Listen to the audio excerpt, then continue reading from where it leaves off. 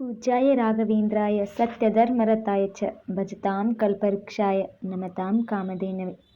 ಓಂ ಶ್ರೀ ಗುರು ರಾಘವೇಂದ್ರಾಯ ನಮಃ. ಇತ್ತೀಚಿನ ದಿನಗಳಲ್ಲಿ ನೀವು ತುಂಬ ರಾಯರ ಪವಾಡಗಳನ್ನು ಕೇಳ್ತಾ ಇದ್ದೀರಾ. ಆರಿದ ದೀಪ ತಾನೇ ಹತ್ತುವುದು, ನಡೆಯಲು ಬಾರದ ಮಕ್ಕಳು ನಡೆಯುವುದು, ರಾಯರು ಸ್ವತಃ ಕನಸಿನಲ್ಲೇ ಬಂದು ತನ್ನ ಭಕ್ತರಿಗೆ ಸಮಸ್ಯೆಗಳಿಗೆ ಸಲಹೆ ನೀಡುವುದು, ಈ ರೀತಿ ಅನೇಕ ರಾಯರ ಪವಾಡಗಳನ್ನು ನಾವು ಕೇಳ್ತಾ ಇದ್ದೀವಿ. ರಾಯರ ಪವಾಡ ಇತ್ತೀಚೆಗೆ ಅಷ್ಟೇ ಅಲ್ಲ, ತುಂಬ ವರ್ಷಗಳಿಂದ ರಾಯರ ಪವಾಡಗಳು ಆಗ್ತಾನೆ ಬಂದಿದೆ. ಹಾಗೆ ನಾನು ಕೂಡ ಇವತ್ತು ಒಬ್ಬ ಕಾರಿನ ಡ್ರೈವರ್, ಕಾರಿನ ಮಾಲೀಕನಾದಂತಹ ಒಂದು ರಾಯರ ಪವಾಡವನ್ನು ತಿಳಿಸ್ತಿದ್ದೀನಿ. ಯಾರಿಗೆ ರಾಯರ ಮೇಲೆ ನಿಜವಾದ ಭಕ್ತಿ ಇದೆ, ನಂಬಿಕೆ ಇದೆ, ಅವರು ಮಾತ್ರ ಈ ಪವಾಡವನ್ನು ಕೇಳಿ. ಯಾರಿಗೆ ನಂಬಿಕೆ ಇಲ್ಲ, ಯಾರಿಗೆ ಈ ಪವಾಡಗಳ ಬಗ್ಗೆ ಅಂಥವರು ದಯವಿಟ್ಟು ಕೇಳಕ್ಕೆ ಹೋಗಬೇಡಿ. ಇವತ್ತಿನ ರಾಯರ ಪವಾಡ ಏನಂತ ನೋಡೋಣ ಬನ್ನಿ. ನಮ್ಮ ಹಿಂದೂ ದೇಶ ಅನೇಕ ದೇವಾಲಯಗಳಿಂದ ಸೇರಿರುವ ಒಂದು ಬಹು ದೊಡ್ಡ ರಾಷ್ಟ್ರವಾಗಿದೆ. ಮುಂಬೈಯಲ್ಲಿ ಒಬ್ಬ ಶ್ರೀಮಂತ ದಂಪತಿಗಳಿರ್ತಾರೆ. ಅವರಿಗೆ ಎಲ್ಲ ದೇವಾಲಯಗಳಿಗೂ ಭೇಟಿಯಾಗಬೇಕು, ಎಲ್ಲ ದೇವರ ದರ್ಶನವನ್ನು ಪಡೆಯಬೇಕು ಅಂತ ತುಂಬ ಆಸೆ ಇರುತ್ತೆ. ಹೀಗಾಗಿ ಅವರು ಎಲ್ಲ ತೀರ್ಥಕ್ಷೇತ್ರಕ್ಕೂ ಭೇಟಿ ನೀಡಬೇಕಂತ ಹೊರಡ್ತಾರೆ.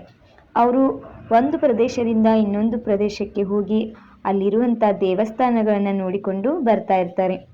ಎಲ್ಲ ದೇವರ ದರ್ಶನಗಳನ್ನು ಪಡಿತಾ ಇರ್ತಾರೆ. ಅವರಿಗೆ ಒಂದು ಕಾರು ಇರುತ್ತೆ. ಆ ಕಾರಿಗೆ ಒಬ್ಬ ಕ್ರಿಶ್ಚಿಯನ್ ಕುಟುಂಬದ ವ್ಯಕ್ತಿಯನ್ನು ಡ್ರೈವರ್ ಆಗಿ ಕೆಲಸಕ್ಕೆ ಇಟ್ಕೊಂಡಿರ್ತಾರೆ.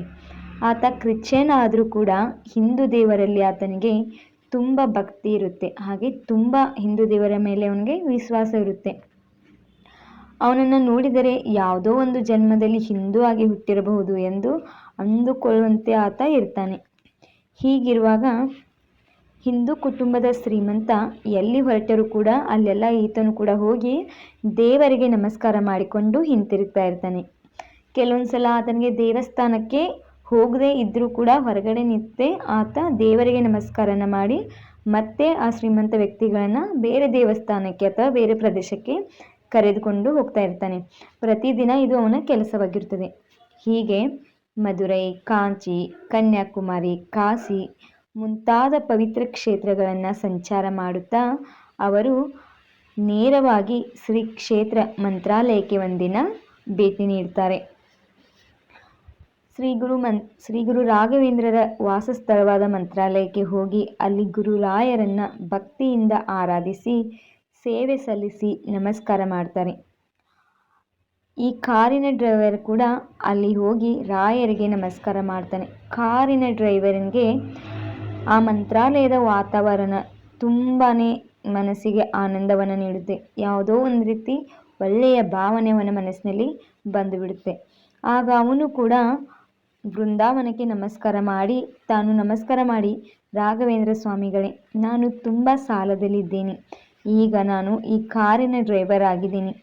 ಈ ಕಾರನ್ನು ನನ್ನ ಮಾಲೀಕ ಬೇರೆಯವರಿಗೆ ಮಾರಲು ಸಿದ್ಧನಾಗಿದ್ದಾನೆ. ಆದರೆ ಈ ಕಾರನ್ನು ನನ್ನ ಮಾಲೀಕ ಬೇರೆಯವರಿಗೆ ಮಾರಿದರೆ ನಾನು ಮತ್ತಷ್ಟೇ ಸಾಲಗಾರನಾಗ್ತೀನಿ.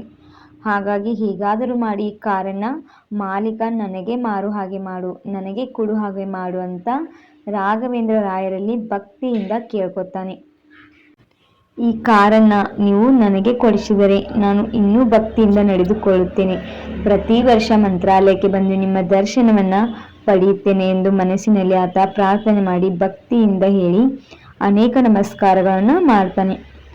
ದಾರಿಯಲ್ಲಿ ಬರುವಾಗ ಅನೇಕ ಕಡೆಗಳಲ್ಲಿ ಟೈರ್ ಪಂಚರ್ ಆಯಿತು, ಕೆಲವೊಂದು ತೊಂದರೆಗಳು ಬಂದರೂ ಕೂಡ ಅದನ್ನೆಲ್ಲ ಎದುರಿಸಿಕೊಂಡು ಆತ ತನ್ನ ಓನರ್ಗಳನ್ನು ಸುರಕ್ಷಿತವಾಗಿ ಮನೆಗೆ ಮುಟ್ಟಿಸ್ತಾನೆ. ರಾಘವೇಂದ್ರದ ರಾಯರ ಅನುಗ್ರಹ ಅಂತೂ ಅವನಿಗೆ ಆಗೇ ಆಗುತ್ತದೆ. ಅವನು ಅನ್ಯಮತೀಯನಾಗಿದ್ದರೂ ಕೂಡ ರಾಯರಿಗೆ ಶರಣಾಗಿರುವುದರಿಂದ ಅವನ ಮೇಲೆ ಗುರುರಾಯರಿಗೆ ಕರುಣೆ ಬಂದಿತು. ಕೆಲವೇ ತಿಂಗಳಲ್ಲಿ ಆ ಶ್ರೀಮಂತನಿಗೆ ದೊಡ್ಡ ಪ್ರಮಾಣದಲ್ಲಿ ಹಣದ ಲಾಭವಾಗಿ ಆತ ಬೇರೊಂದು ಕಾರನ್ನು ತೆಗೆದುಕೊಳ್ತಾನೆ. ಈ ಕಾರನ್ನು ಮಾರಾಟ ಮಾಡಬೇಕೆಂದು ಗಿರಾಕಿಗಳನ್ನು ಹುಡುಕ್ತಾ ಇರ್ತಾನೆ. ಅದೇ ದಿವಸ ಗುರುರಾಯರು ಆತನ ಕನಸಿನಲ್ಲಿ ಬರ್ತಾರೆ. ಮಗು, ನಿನ್ನ ಕಾರನ್ನು ಯಾರಿಗೂ ಮಾರಬೇಡ. ನಿನ್ನ ಕಾರಿನ ಡ್ರೈವರ್ ಇದ್ದಾನಲ್ಲ, ಅವನಿಗೆ ಕೊಟ್ಟು ಬಿಡು. ನಷ್ಟವೆಂದು ತಿಳಿಯಬೇಡ. ನಿನಗೆ ನಾನು ಸಹಾಯ ಮಾಡುತ್ತೇನೆ. ಅವನು ನಿನಗೆ ಕಾರಿನ ಬಗ್ಗೆ ಎಷ್ಟು ಕೊಡುತ್ತಾನೋ ಅಷ್ಟೇ ತೆಗೆದುಕೊಂಡು ತೃಪ್ತಿಪಡು ಎಂದು ರಾಯರು ಆ ಶ್ರೀಮಂತ ವ್ಯಕ್ತಿಯ ಕನಸಿನಲ್ಲಿ ಬಂದು ಸ್ವತಃ ರಾಯರೇ ಆತನಿಗೆ ಹೇಳುತ್ತಾರೆ. ಶ್ರೀಮಂತರಿಗೆ ತಕ್ಷಣ ಎಚ್ಚರವಾಗುತ್ತೆ, ತುಂಬಾನೇ ಆಶ್ಚರ್ಯವಾಗುತ್ತದೆ. ಹಾಗೆ ರಾಯರು ಸ್ವತಃ ನನ್ನ ಕನಸಿನಲ್ಲಿ ಬಂದು ದರ್ಶನ ಕೊಟ್ರಲ್ಲ ಅಂತ ಆನಂದ ಕೂಡ ಆಗುತ್ತದೆ. ರಾಯರೇ ಸ್ವತಃ ತಿಳಿಸಿದ್ದಾರೆ ಎಂದು ತಿಳಿದು ಆತನ ಹತ್ತಿರ ಇರುವಂತಹ ಹಳೆಯ ಕಾರನ್ನು ಆ ಡ್ರೈವನಿಗೆ ಕರೆದು ಕೊಡುತ್ತಾರೆ. ಆಗ ಆ ಡ್ರೈವನಿಗೆ ಏನು ಹೇಳಬೇಕೆಂಬುದನ್ನೇ ತಿಳಿಯುವುದಿಲ್ಲ. ಆತನಿಗೆ ಎಲ್ಲಿಲ್ಲದ ಖುಷಿ, ಆನಂದದಿಂದ ಆತನ ಬಾಯಲ್ಲಿ ಮಾತೇ ಹೊರಡ್ತಾ ಇರಲಿಲ್ಲ. ಡ್ರೈವರ್ ಕೂಡ ಒಳ್ಳೆಯವನೇ ಆಗಿದ್ದ. ರಾಯರು ಹೇಳಿದಂತೆ ಕೂಡಲೇ ಆತನಿಂದ ಏನನ್ನೂ ಅಪೇಕ್ಷಿಸದೆ ಆ ಹಳೆಯ ಕಾರನ್ನು ಶ್ರೀಮಂತ ಆತನ ಡ್ರೈವರನ್ಗೆ ಒಂದೇ ಮನಸ್ಸಿನಲ್ಲಿ ಕೊಟ್ಟು ಬಿಟ್ಟ. ಆ ಡ್ರೈವರ್ ಆ ಕಾರನ್ನು ಬಾಡಿಗೆಗೆ ಉಪಯೋಗಿಸಿ ಅದರಿಂದ ಬಂದಂತ ಹಣವನ್ನು ಶ್ರೀ ಗುರು ರಾಘವೇಂದ್ರ ಹೆಸರಿನಲ್ಲಿ ಒಂದಿಷ್ಟು, ಹಾಗೆ ತನ್ನ ಮಾಲೀಕನ ಹೆಸರಿನಲ್ಲಿ ಒಂದಿಷ್ಟು ಬ್ಯಾಂಕಿನಲ್ಲಿ ತುಂಬುತ್ತಾ ಬರುತ್ತಾನೆ. ಕೆಲ ವರ್ಷಗಳ ನಂತರ ಆ ಶ್ರೀಮಂತನ ಮಗಳ ಮದುವೆ ಆಯಿತು. ಆಗ ಆ ಶ್ರೀಮಂತನ ಹೆಸರಿನಲ್ಲಿ ಇಟ್ಟಂತ ಹಣವನ್ನು ತೆಗೆದು ಆತನ ಮಗಳ ಮದುವೆಗೆ ಉಡುಗೊರೆಯನ್ನ ನೀಡ್ತಾನೆ. ಆಗ ಆತ ಎಲ್ಲ ರಾಘವೇಂದ್ರರ ಕರುಣೆ, ನಮ್ಮ ಸಾಹುಕಾರರಿಗೆ ಗುರು ರಾಯರು ಕನಸಿನಲ್ಲಿ ಬಂದು ಕಾರನ್ನು ನನಗೆ ಕೊಡು ಎಂದು ಹೇಳಿ ಕೊಡಿಸಿದರು ಎಂದು ಆನಂದ ಬಾಷ್ಪ ಸುರಿಸಿದ. ಮದುವೆಗೆ ಬಂದಂತಹ ಎಲ್ಲ ಜನರಿಗೂ ರಾಯರ ಪವಾಡವನ್ನ ಹೊಗಳಿ ಹೇಳಿದ.